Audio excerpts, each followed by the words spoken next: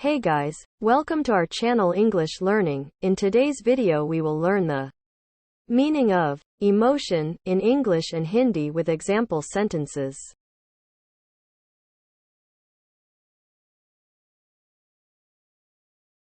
Meaning of emotion in English is feelings such as happiness, love, fear, anger, or hatred.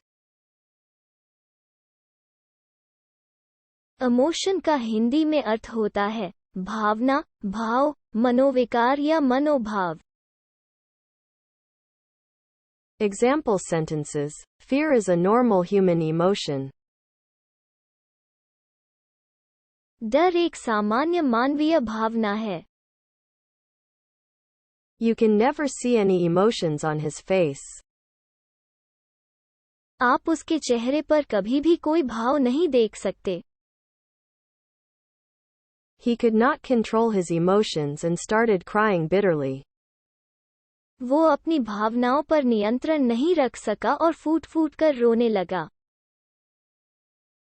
He isn't very good at showing his emotions.